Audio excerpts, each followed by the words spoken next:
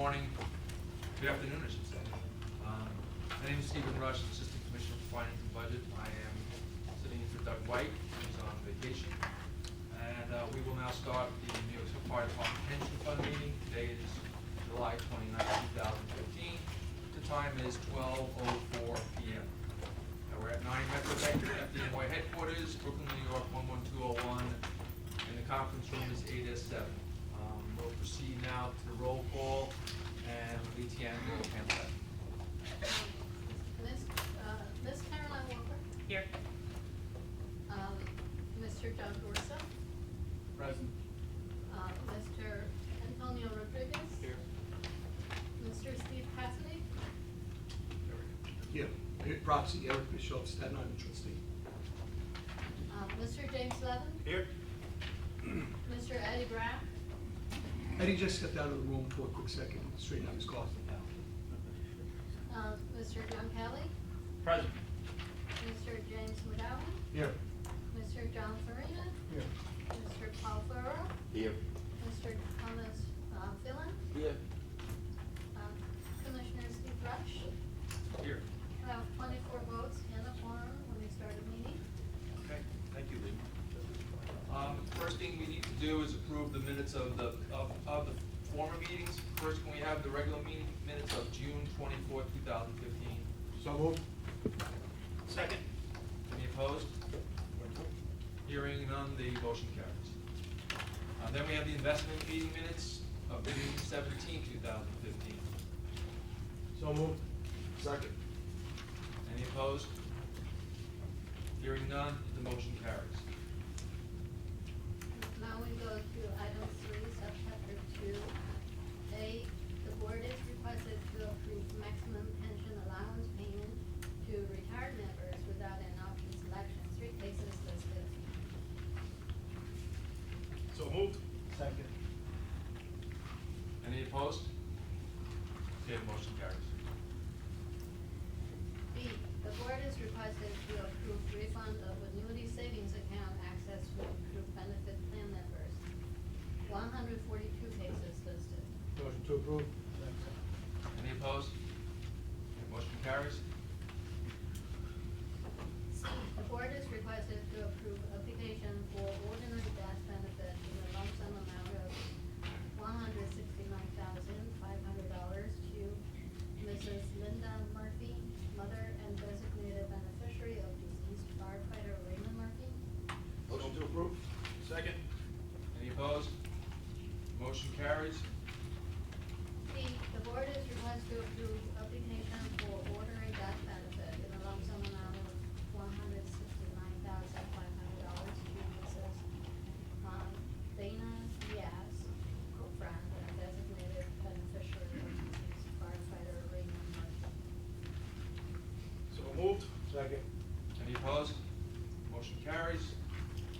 E, the board is requested to approve application for return of accumulated deductions in a lump sum amount of $46,892.79 to Mrs. Linda Murphy, mother and designated beneficiary of deceased firefighter Raymond Murphy. Motion to approve. Second. Any opposed? Motion carries. F, the board is requested to approve application for return of accumulated deductions in a lump sum amount of $46,892.80 to Mrs. Dana Diaz, girlfriend and designated beneficiary of deceased firefighter Raymond Murphy. Motion to approve. Second. Any opposed? Motion carries. G, the board is requested to approve application for return of accumulated deductions or contributions to progressive nation. 6 cases listed. Motion to approve. Second. Any opposed? Motion carries. H, the board is requested to approve transfer of contingent reserve funds from the New York City Fire Pension Fund, Article 1B, and New York State Police and Fire Retirement System.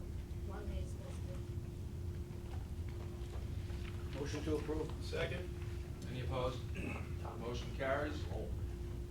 I, the board is requested to approve advance payments to retirees and general funds, June 2015 payroll, 45 cases listed. Motion to approve. Second. Any opposed? Motion carries. J, the board is requested to approve payments to physicians of the subject of the medical board. Motion to approve. Second. Any opposed? Motion carries.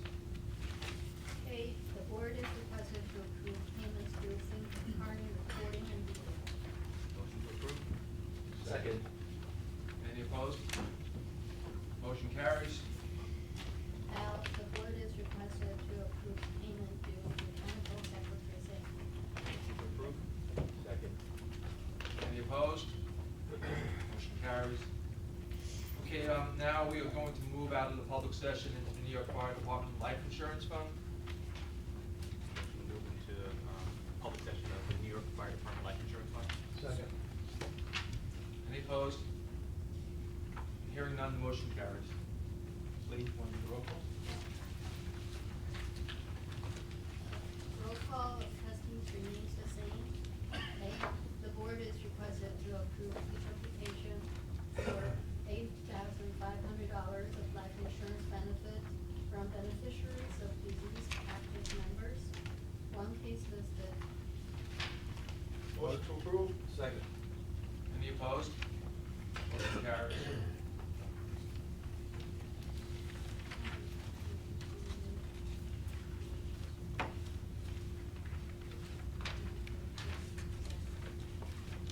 Now we need a motion to conclude the New York Fire Department Life Insurance Fund meeting and move into executive session of the New York Fire Department Pension Fund for deciding disability cases. So, just before we go into executive session, I wanted to discuss something, it's in our packet, it's related to it. If you look at the refund of annuity savings account excess to improved benefit plan members, there's a lot of rumors out there regarding some changes, to IRS regulations with distribution of this money to our members. I'm requesting from court counsel an official opinion about how this matter is going to be treated and what the implications are for our members. Because if you look at the number of members that have applied for a refund, it's about 5 times the normal amount. I think there's a lot of rumors out there, and we need some facts to give to our members. Okay, just so the board knows, we've been looking at this issue for quite some time. We've met with all of the boards, I believe it was in February of this year. We've been working on the issue. At this point, we may seek outside counsel to assist us on this issue, so we will provide an opinion to all the boards at some time in the future. Okay, thank you. Call that done. Call that done. Call that. What do you want to say?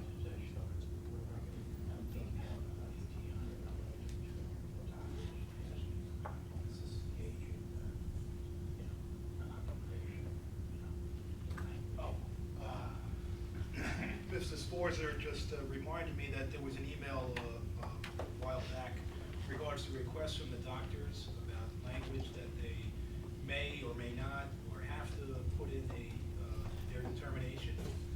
And they were wondering if it's necessary for them to put in that the member may engage in suitable act of occupation.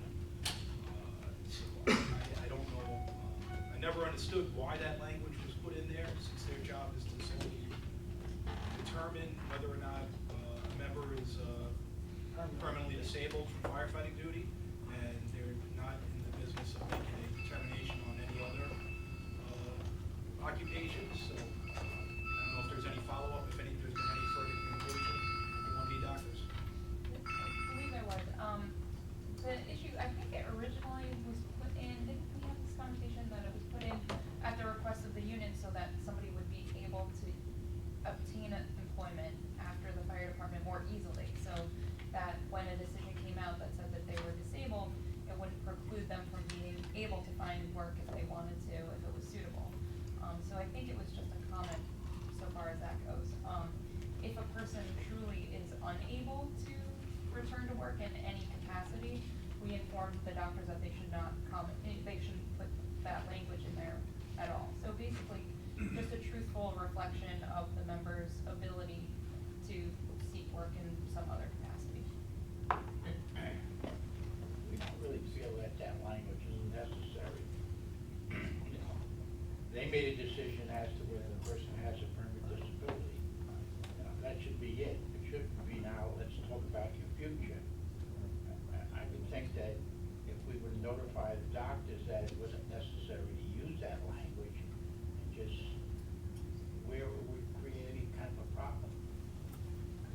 Just a kind of a comment and a question. I mean, I think I'd like to hear from the law department, but I think Jimmy's correct that it's not part of the determination they're making then. I'm guessing it comes from the safeguard statute, because if they were considering safeguards, my understanding is that that would be the question they were considering. But, you know, at the point that they're writing this report, they're not considering that. So I don't know if the law department has an opinion on whether it should or shouldn't be there, or. I think that's what Megan was addressing under safeguards, just because the firefighter can no longer do his or her job, full duties of that job. The person could do other sorts of employment, which may or may not, depending on earnings in certain situations, may trigger safeguards. So I think that language is in there to show that, you know, the medical board believes that they can engage in some sort of other occupation, and it's so that they can do that while receiving an accident disability at the time. But to clarify, safeguards only in effect prior to the members, the 20th anniversary of the members' first day of service? That's correct. So it wouldn't apply to those members that 20 and 1 day past. Right, or for people who had, say, 5 years and then 15 years later reached what would have been their 20th year, that would apply to them as well. So it is part of, you know, the medical board's duties to use that language, and it does assist the members in obtaining post-fire department employment, one, if they're able to, and if they want to. So that's why the language is in there. We think it's appropriate that it's there. You know, I think it might only create additional confusion if it wasn't. Now, sometimes a member, when they retire with a disability, I kind of feel that maybe that language possibly could preclude them from receiving a Social Security benefit, because that was what was stated that the doctors wanted to know whether or not that language would be detrimental if that individual was to file for a Social Security disability. Well, the doctors aren't making a determination on a gainful employment, they're making on suitable occupation, or suitable work. So I think that they're intentionally not answering that question, because they don't, you know, the purpose of the medical board is not to answer Social Security disability questions, it's really to answer pension statutes, question of whether there's a disability for purposes of full firefighter duty. So I think they are trying to avoid the Social Security disability issue altogether, since it's not within their duty. And that would also be a different standard than what the medical board is considering. So it really shouldn't have any effect in that. No, but that was part of the question that the doctors had requested. Well, that's what your email said. That's what the doctor, one of the doctors, or two of the doctors believed. But so far, we haven't, looking back at the history over the years, we haven't had one member who had problems applying for Social Security.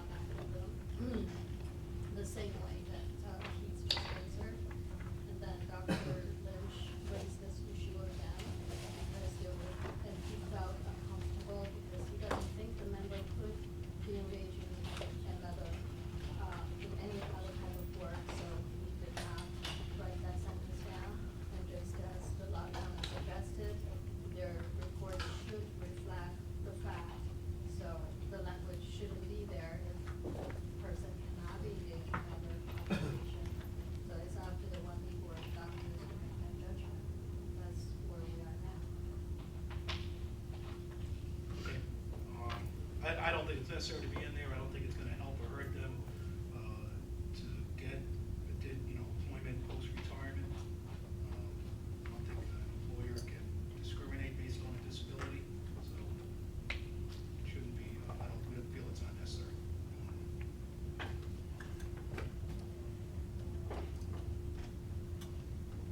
Well, we did receive, in the past years, I did receive quite a few phone calls from different companies or other government agencies, talking about members that were retired from our system, because they noticed these members received three-quarter pension, and they said, well, he's disabled, why is he applying for another job? And we always refer to the one we report, so this is doctor's judgment, they might be a firefighter, but they can be engaged in other occupation, that's.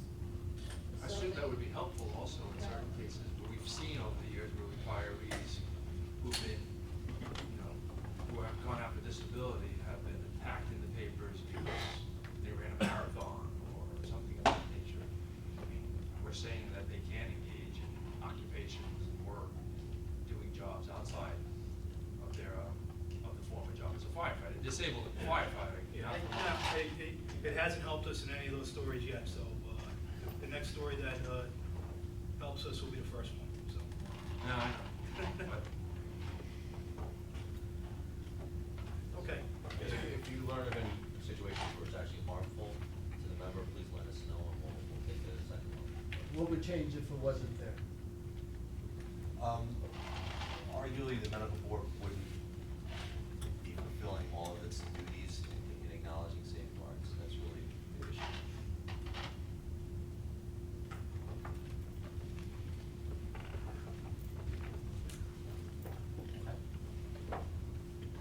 Jim?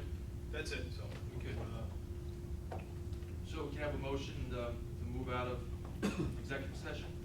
Out of public session, to public session, out of executive. Sorry.